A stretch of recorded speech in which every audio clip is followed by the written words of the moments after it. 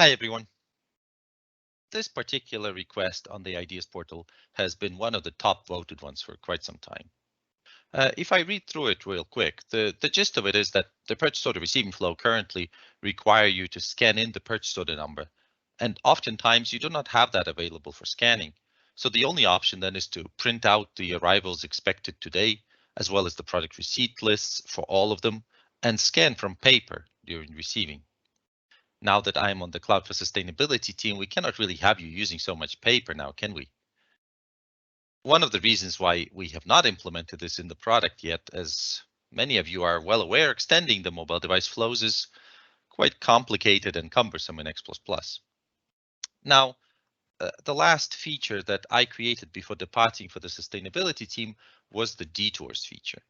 If you're not familiar with that, please look in the description. I will leave a link to that feature below.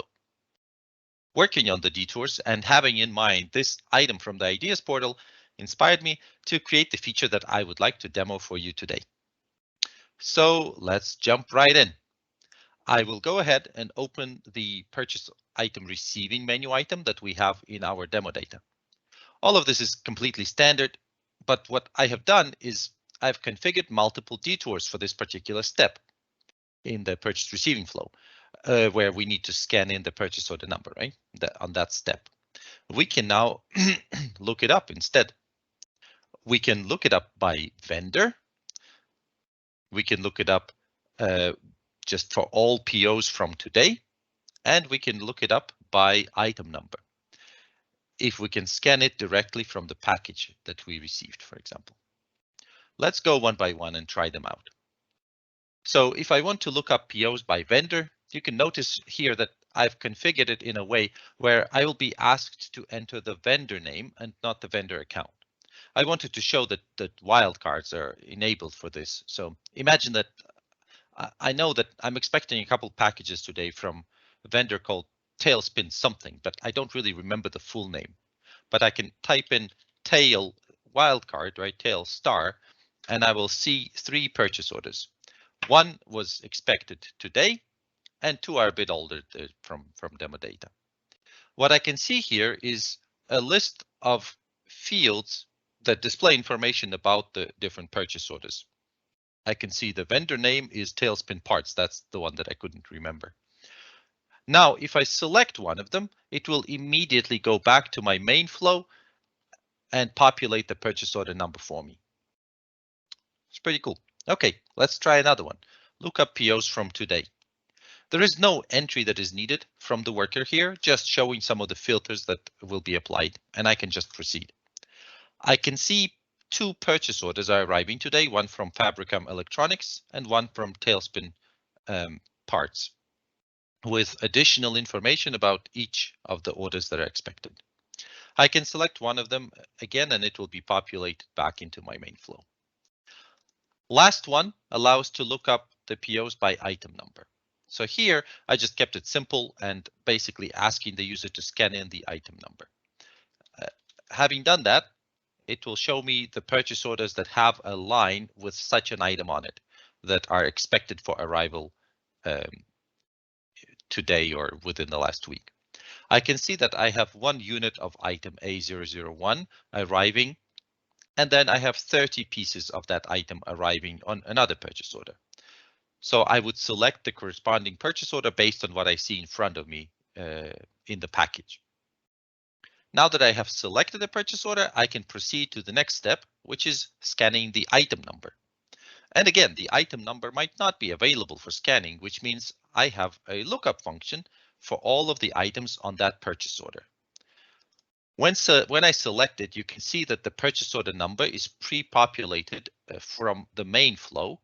And when I proceed, I see 2 lines that I have on this purchase order for the different items with some additional information displayed for each of the lines. I can select one of them and proceed to actually start the receiving process. By now, I guess you're catching on to the pattern of these lookup flows. So you have 2 steps. In the first step, you enter filters, and in the second step, you see the data based on those filters. And the wonderful thing is, this is not limited to just the purchase receiving flows. You can configure pretty much whatever flow you want, just the same way, without writing a single line of code. And I don't know about you, but I think this is pretty awesome. Okay, let's now look at how these menu items are actually configured.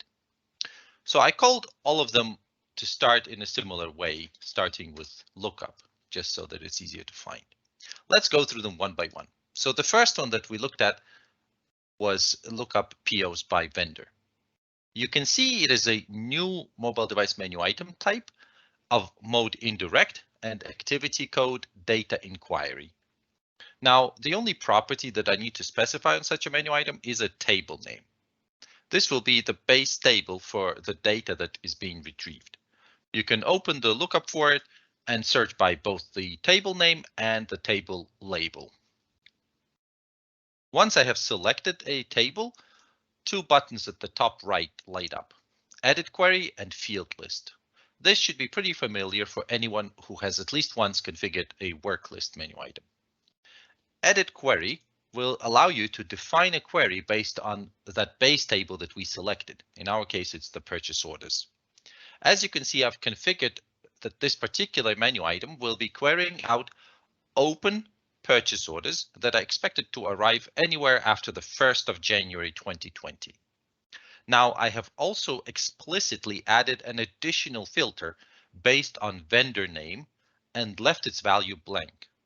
Now, I could configure additional sorting, for example, ordering the data based on the delivery date in a descending order, similar to any other query editing window. Apart from the query, I also need to configure the fields that will be displayed on the cards in the inquiry list screen. This one looks pretty much exactly the same way as it does for the work list, with the only difference being that no field is pre-configured like in the work list. So displayed field 1 is the one that will be displayed as the header on the card, but otherwise it's freeform. One additional thing that I have added and used a little bit different approach compared to the work list is that I show the display methods in the same list together with the fields. And you can see they are display methods based on the fact that they have the method syntax with the brackets at the end. The label that is being displayed is the label of the extended data type returned by these display methods. So it's just like one flat list. And if I wanted to search, I would see both the fields and the methods, right? So if I search for created, I could see the created date and the created date time, for example, in one list. I find this is more convenient, so that's how I designed it.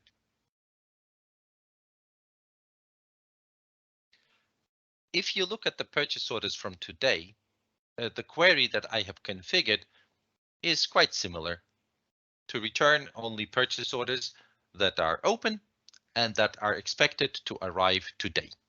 I'm using the sysquery range util syntax here. If you're not familiar with that, I have a blog post describing that in detail that you can look at. You can also notice that I do not have any other unpopulated filters here. And if you remember back in the demo, I did not actually need to enter anything on this step in the filter screen. I could just proceed to the actual inquiry list. And again, I have configured a number of fields, and you can see that the first field selected is the purchase name, and the second field is the purchase order ID, purchase order number. Purchase name will be used as the card header, but I can return pretty much any of these fields as information back from the detour, and in this case, I'm returning purchase order ID back to the main flow. Okay, and the third one is lookup by item, and you should be familiar with this by now. The difference here obviously is that the table is purchase order lines, and I'm looking at the lines from the purchase order, and I have configured a join from purchase order lines to purchase orders so that I could maintain the same set of conditions, that it is open purchase orders that are expected after January 1st, 2020. I have also configured a filter on the purchase order lines based on the item number field, and I have explicitly left it blank, so it shows up for the worker to enter on the device on that filter step. And then the field list is pretty much the same as before. I've selected a few fields from the purchase order lines to display here. So this is where some customization might be required if you lack some of the information that you want to display on the base table.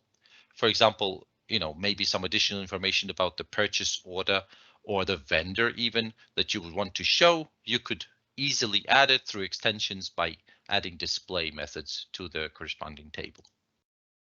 And the last flow that we looked at was the lookup of items on the second step of the purchase order receiving flow.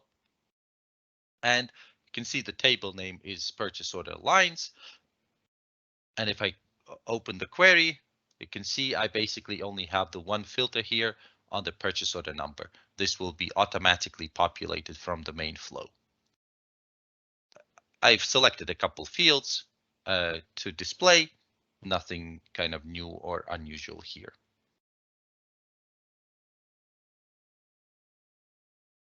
I've also configured an additional flow, which is just like a lookup inventory flow. You can see that the base table is invent table and the filter is the item number. And the field list is basically some fields from the items table. And the point of this one was just to show you how easy it is to configure just a random inquiry screen if your workers need to be able to look up some specific information on the mobile device. Now, note that in order for the worker to see the detour, he needs to have access to it, which similar to the work list requires that he has the detour menu item somewhere in his assigned mobile device menu. Okay, so this is the menu items, and the only other thing that you need to configure after this is the mobile device menu item steps to configure the actual detours. So let's go to that. So let me show you what I've done here. I've configured the purchase receive menu item PO num step. So this is the step where you enter the purchase order number. And I have added 3 detours that you saw in the demo. And if I open the configuration for the fields to send to and from the detour, we can see here it's the typical list of that you would see with all of the fields that are available in the purchase receiving flow. While on the right here in the paste in section of the detour, the fields will be limited to only those fields that are undefined, so filters without a value on the filter step of the detour. Similarly, copying from the detour will show you all the fields that are in that list to be displayed on the card. And on the right in the main flow, it's just the standard list of fields from the purchase receiving flow. And you can see for all 3, I have configured that I want to get back the purchase order number from the detour. So if we look at the other detour that I have configured, which is the purchase order receiving step for the item ID step, right, where we scan the item number, you can see that I have configured to send the purchase order from the receiving flow into the detour and then to send back the item number from the detour. Now, one last thing that I wanted to show is that we now expose the generic data inquiry list step ID. So you can configure a detour on that. So if I search for, here it is, generic data inquiry list and go inside, you can see I have configured a detour where the detour is the purchase receiving flow, and I want to send the purchase order number into the detour. Note that you need to remember to generate the default setup for all of these to appear, and also the mobile app fields. So quickly taking a look at how this looks in the app, if I go to the mobile device and select the lookup POs by vendor. That's the flow I've configured, and I enter my tail wildcard again. I can long press one of the purchase orders, and that will pop up the standard detour section with all of the detours available. In this case, it's the purchase receiving, and if I select that, the purchase order number will be pre-populated. I can just confirm it. So instead of using lookups, right, I can start from an inquiry screen and go and do actions that way. One thing to know, though, is that we currently only support one level of detours. So you can see, even though I'm on the item ID step, I don't have the lookup for the purchase order lines in here because I'm in a detour. The data model does support multi-level detours theoretically, but I don't think that's our priority right now. If that is something that you feel is super necessary, create an idea on the ideas portal, and the team will prioritize it accordingly.